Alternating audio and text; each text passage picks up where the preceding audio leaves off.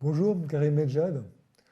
Pour conclure la semaine, un peu de recul, on va regarder les multinationales du XXIe siècle, voir où elle en est aujourd'hui, au-delà de toutes les théories complotistes qu'on peut entendre ici et là.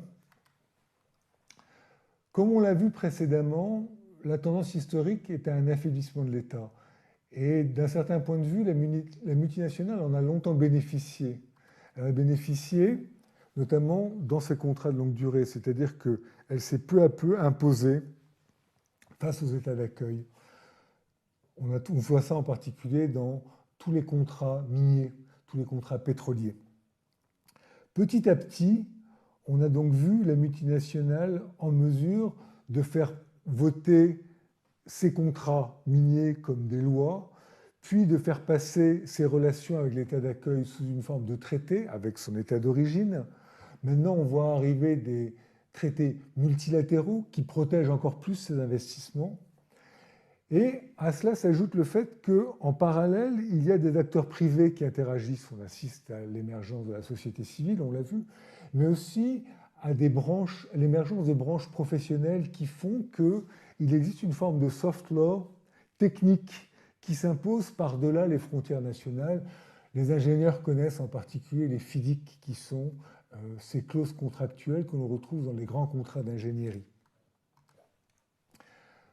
Quelles sont les craintes des multinationales en ce début du XXIe siècle? C'est simple. Paradoxalement, c'est la fragilité de l'État. Comme on l'a vu, moins d'État n'est pas nécessairement une bonne nouvelle pour la multinationale. Parce que le risque, en particulier quand une multinationale signe un contrat à très long terme, c'est que l'État qui s'est engagé à tout aujourd'hui ne soit plus là demain pour respecter ses engagements. Et à la place de l'État qui ne sera plus là demain, le risque que l'on a, c'est de trouver une région sécessionniste, par exemple, qui dira qu'elle n'a rien signé du tout. Donc il y a cette inquiétude-là. Faire durer le deal, entre guillemets, avec un État qui ne sera peut-être plus là. Le deuxième risque, qui est sans doute ce que les multinationales craignent le plus aujourd'hui, au-delà de la disparition de l'État, c'est la mauvaise publicité. Comment gérer cela? Eh bien, elles le font d'une façon très simple, en multipliant les accords. C'est-à-dire qu'elles sont amenées à créer une espèce de millefeuille qui prend plein de formes. Et l'exemple le plus emblématique, c'est ce fameux oléoduc qui relie Bakou à Ceyhan via Tbilissi. Donc, le pétrole de la Caspienne qui est extrait en Azerbaïdjan, qui traverse la Géorgie et qui va en Turquie.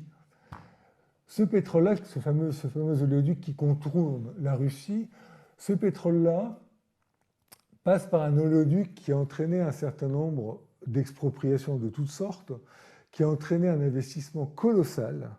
Et cet investissement, pour le protéger, les multinationales qui ont été amenées à le construire ont obtenu un traité qui lie ces trois pays, un traité qui lie ces trois pays à leur pays d'origine, bilatéralement, un accord entre elles et chacun des pays, et par ailleurs, quelque chose de très ambigu qui est un certain nombre de sondages qui ont été faits dans les villages ici et là, traversés par l'oléoduc. En gros, la recherche implicite d'une forme d'adhésion de la société civile, c'est est-ce que cela vous convient? Certes, il va y avoir un peu de nuisance, mais d'un autre côté, il va y avoir une création d'emplois. Est-ce que vous êtes d'accord, pas d'accord? Derrière tout cela, on retrouve le souci des multinationales d'associer en fait la société civile au contrat d'État qu'elle signait naguère. Donc en fait, de faire signer la société civile, parce que si demain l'État n'est plus là, elles veulent la bénédiction des nouveaux interlocuteurs par anticipation. Alors, c'est clair, les multinationales ont gagné, c'est elles qui ont la main, c'est elles qui sont maîtresses du jeu aujourd'hui. Donc tous les montages juridiques auxquels on assiste aujourd'hui, et le millefeuille qu'on vient de voir en est un pur produit, sont dictés par les multinationales. Quels sont les garde-fous face aux multinationales? Traditionnellement, il y en a 4. Le premier garde-fou, c'est la réglementation.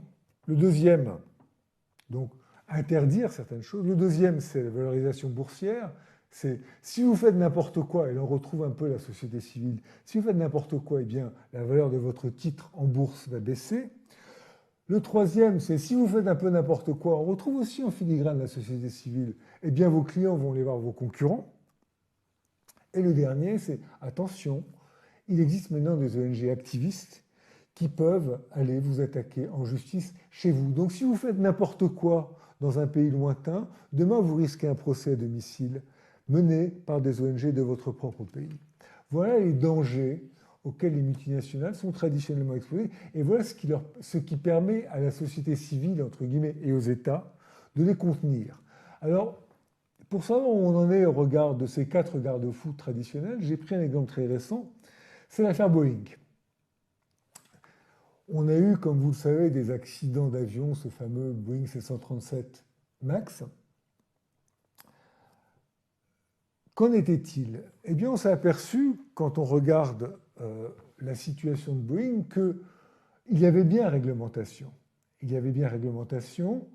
La raison pour laquelle cette défaillance a pu s'imposer in fine, c'est tout simplement parce que la règle qui visait à s'assurer que cette défaillance ne s'imposerait pas était une règle que l'État américain a demandé à Boeing d'appliquer lui-même. En d'autres termes, l'État a délégué à Boeing son pouvoir de contrôle sur Boeing, et donc Boeing serait arrivé à la conclusion que tout allait bien.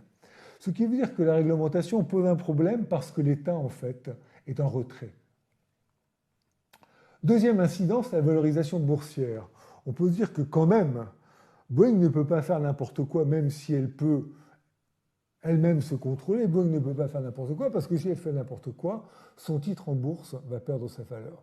Eh bien non, si vous regardez le titre en bourse de Boeing après plusieurs catastrophes liées à ce Boeing 737, il est au même niveau que son niveau de début de l'année antérieure aux catastrophes en question. Donc non, ça n'affecte pas vraiment le cours de bourse. Donc ce garde-fou-là peut ne pas fonctionner non plus. La concurrence, ça, c'est quelque part la solution qui est toujours là. On peut se dire que au moins maintenant Boeing fait peur, donc tout le monde va acheter Airbus. Eh bien non, parce que dans une situation de quasi-duopole, qui est la situation mondiale actuelle en matière d'avionique, Airbus n'est tout simplement pas en mesure de satisfaire les demandes de ceux qui se tourneraient vers Airbus. Donc Boeing va continuer de vendre ses Boeing parce que Airbus ne peut pas vendre beaucoup plus d'Airbus. Donc la question de la concurrence est une question qui ce garde-fou ne fonctionne que dès lors qu'il y a suffisamment de concurrence, ce qui n'est pas nécessairement le cas avec les grandes multinationales. Dernier volet, ce fameux mythe de la class action qui peut ruiner la multinationale. On parle évidemment beaucoup de ces class actions qui sont menées aux États-Unis. On parle beaucoup de ces montants absolument surréalistes qui sont réclamés. Qu'est-ce que ça donne? Eh bien, pas grand-chose. On parle beaucoup de ces procès-là, mais en réalité, quand ils sont un peu prometteurs, c'est-à-dire qu'ils peuvent aboutir à quelque chose, eh bien, la multinationale transige. Et quand on arrive au bout, on s'aperçoit qu'il y a une tendance, pas simplement aux États-Unis, mais également en Europe, à contenir, à plafonner les dommages et intérêts. Ce qui fait que d'un certain point de vue, et d'un point de vue purement cynique, le rapport qualité-prix du dommage que l'on cause peut être parfaitement acceptable au regard de la sanction pécuniaire qui pourra nous être infligée in fine. Ce qui fait que même la judiciarisation n'est plus vraiment un garde-fou acceptable. Tel est l'état des lieux aujourd'hui. Je ne veux pas être totalement pessimiste.